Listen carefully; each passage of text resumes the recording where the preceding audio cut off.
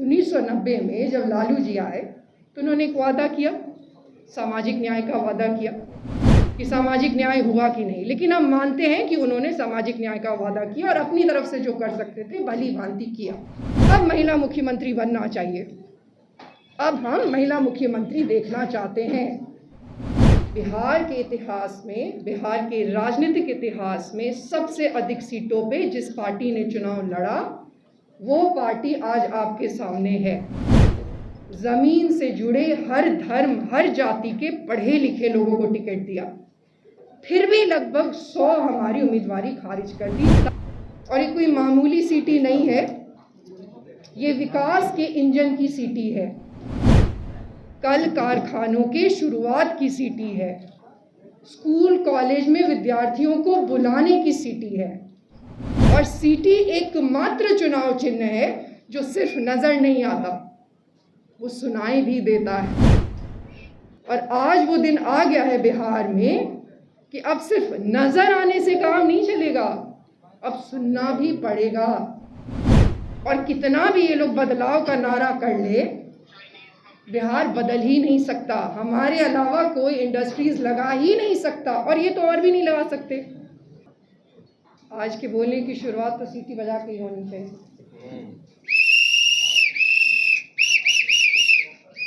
बहुत सारी बातें आप लोगों को बता दी गई है। सबसे पहले तो आप सबका यहाँ पे स्वागत करना चाहूँगी। आप लोगों से मिलने का मौका मिल रहा है, अच्छा लग रहा है।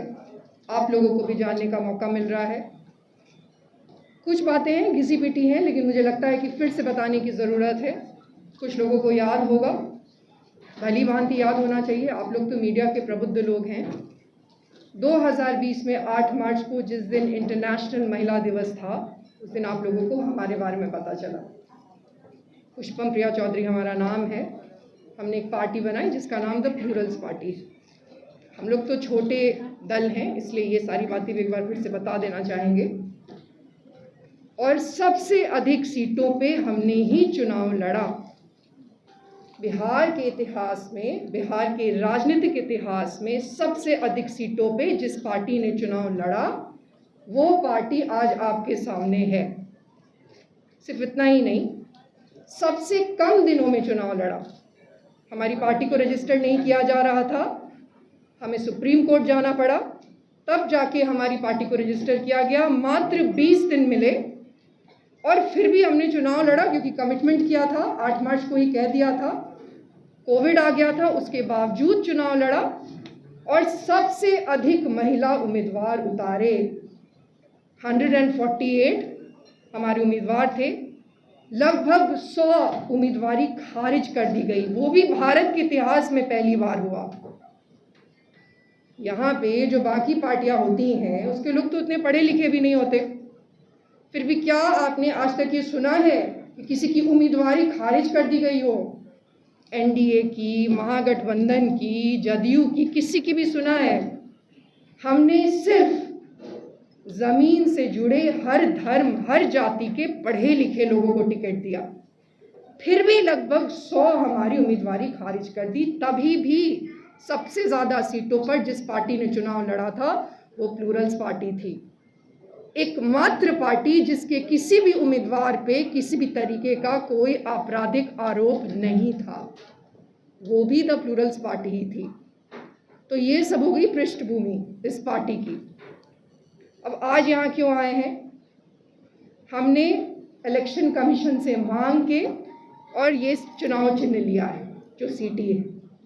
और ये कोई मामूली सीटी नहीं है, ये विकास के इंजन की सीटी है, कल कारखानों के शुरुआत की सीटी है, स्कूल कॉलेज में विद्यार्थियों को बुलाने की सीटी है, खेल का मैदान जीतने की सीटी है, सख्त कानून के पुलिस की सीटी है, भ्रष्टाचार का पर्दाफाश की सीटी है, की सीटी है।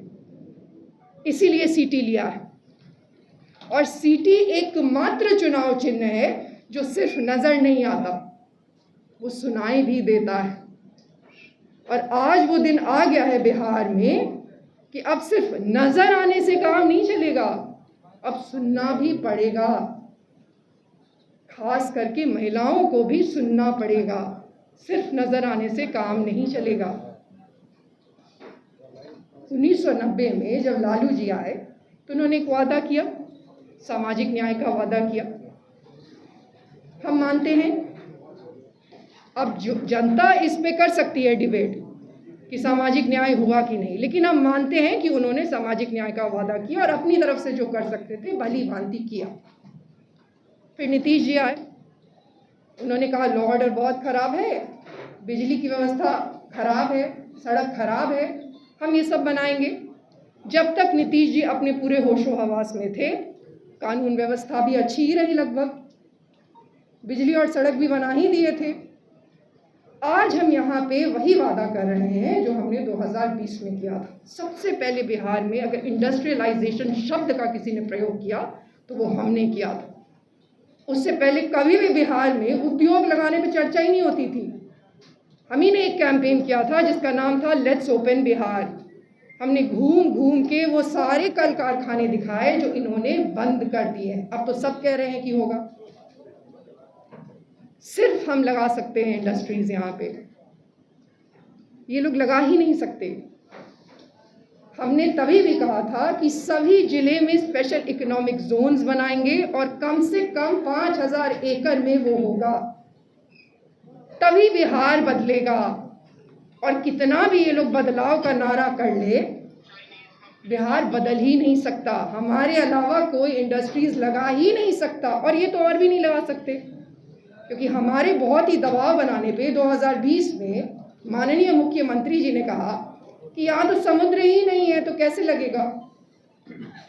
एनडीए के जो उस वक्त में काफ़ी बड़े नेता थे, अब जीवित नहीं है, काफ़ी बड़े नेता थे, उन्होंने भी कहा कि समुद्र ही नहीं है, लैंड लॉक्ड है। और आजकल खुद को पढ़ा लिखा बताने वाले जो लोग आए हैं नए नए, जिनको इकोनॉमिक्स की बेसिक जानकारी भी नहीं है, वो भी कह रहे हैं कि लैंड लॉक्ड नहीं है। बिहार लैंड लॉक्ड नहीं हो सकता। हम देश नहीं हैं, इंटरनेशनल बॉर्डर्स होते हैं जो कि लैंड लॉक्ड होते हैं। हम राज्य हैं, हमारे पास वेस्ट बंगाल है कि नहीं है, कि हम अलग देशी हैं क्या? ये मामूली जिसमें समझ नहीं है वो बिहार नहीं बदल सकता। हमने ये वादा किया और इस वादा को पूरा करने के लिए ही आए हैं, आर्थिक विकास की सीटें लेके। अब एक और महत्वपूर्ण बात है, 5 साल हो गए हमें यहाँ पे आए हुए और हमने कुछ चीज़ें बहुत ज़्यादा सुनी है यहाँ की राजनीति में। पहली चीज़ तो ये सुनी है, जिसकी जितनी संख्या उसकी उतनी भागीदारी। इसी पे होता है पूरा राजनीति, इसी पे होता है ना, जिसकी जितनी संख्या उसकी उतनी भागीदारी। मुख्यमंत्री के चेहरे पर इन्होंने चुनाव नहीं लड़ा, लेकिन ये लोग महिला के इतने बड़े हितैषी हैं। तो हमारी ये चुनौती है, ये दोनों चुनौती, दो ही पार्टी हैं। आप ही लोग हमें अक्सर ये कहा करते हैं कि दो ही गुट हैं, उसी का कोई ना कोई मुख्यमंत्री बनेगा। हमें ये भी बताया गया पिछले 5 वर्षों में कि आप तो मुख्यमंत्री बन ही नहीं सकती। चलिए, हमने मान लिया हम नहीं बनेंगे मुख्यमंत्री, लेकिन अब अगला जो मुख्यमंत्री बनेगा, चाहे वो एनडीए का बने या महागठबंधन का बने, इन्हीं दोनों में से किसी का बनेगा, अब महिला मुख्यमंत्री बनना चाहिए। अब हम महिला मुख्यमंत्री देखना चाहते हैं। अब महिलाओं को वहाँ पे आके अपने लिए पॉलिसी बनानी चाहिए, और जो भी आए, ये जिनको भी आगे करे, लेकिन महिला चेहरे पे अब चुनाव लड़े। वैसे भी 2025 है। ये सारी बातें हैं जो आपको हमें कहनी है हमारी तरफ से। हमें कुछ लोगों ने कहा कि आप पटना में शायद पहला प्रेस कॉन्फ्रेंस कर रहे हैं। हम मिले हैं, आप में से कई लोगों से मिले हैं, और ये कोई सोची समझी चीज़ नहीं थी। शायद ऊपर ही वाला यही चाहता था। हमने बिहार में लगभग हर जगह प्रेस कॉन्फ्रेंस किया है, बट सोचिए पटना में ही नहीं किया था। हाँ, और दरभंगा में भी नहीं किया। मतलब एक हमारी जन्मभूमि और एक हमारी कर्मभूमि। तो अच्छी चीज़ है कि आज आप लोगों से मिलना हुआ है, और हम आपको स्पष्ट रूप से ये चीज़ कहेंगे कि हम आपको सिर्फ अपना हाथ आगे नहीं बढ़ा रहे हैं, बल्कि हम आपको अपना दिल आगे बढ़ा रहे हैं। हम 2019 में अपना सब कुछ छोड़ के यहाँ चले आए, एक सपना लेके कि बिहार को शक्तिशाली करेंगे। जो अभी कहा ना हमने कि एक विजयी और शक्तिशाली बिहार की सीटी, अपना परिवार छोड़ दिए, अपना सब कुछ छोड़ दिए, और उसमें सिर्फ एक ही सपना है, वो जो दिल है, जो हमारा दिल है, उसमें हम सिर्फ एक विकसित बिहार देखना चाहते हैं, चाहे वो जो भी बनाए। तो वो लेके हम यहाँ पे आए हैं। इसलिए अभी बहुत सारे मौके आएंगे जबकि बार बार प्रेस कॉन्फ्रेंस होगा और आप सबसे मुलाकात होगी। अब आप प्रश्न पूछ सकते हैं। पनोरमा ग्रुप, जो सोचता है वो करता है, आपके अपने सपनों का आशियाना। ये लो मुंह मीठा करो, आज मैंने अपना जॉब छोड़ दिया, अब हम पूर्णिया वापस जाएंगे। जॉब छोड़ दिया है? मतलब ये घर कैसे चलेगा? हम करेंगे क्या? और माँ बाबूजी क्या बोलेंगे? इसलिए मैं एक और मिठाई का डब्बा लाया। अपने बिजनेस के लिए लोन अप्रूव हो गया। अरे लोन अप्रूव हो गया वो तो ठीक है, लेकिन पूर्णिया में हम रहेंगे कहाँ? अपना घर भी तो नहीं है वहाँ। इसलिए तो एक और मिठाई का डब्बा अलग से लाया हूँ। हमने पूर्णिया में घर ले लिया है, पूर्णिया के ई होम्स पैनोरमा में। पूर्णिया में पैनोरमा ग्रुप लेकर आए हैं ई होम्स पैनोरमा। बड़ा घर, आलीशान जिंदगी और अत्याधुनिक सुविधाओं के संग। अरे अरे, अब क्यों मुंह मीठा करवा रही हो? क्योंकि हम घर वापसी जो कर रहे हैं। घर वापसी की खुशी पूर्णिया में ई होम्स पैनोरमा के संग। E homes panorama, luxurious lifestyle redefined.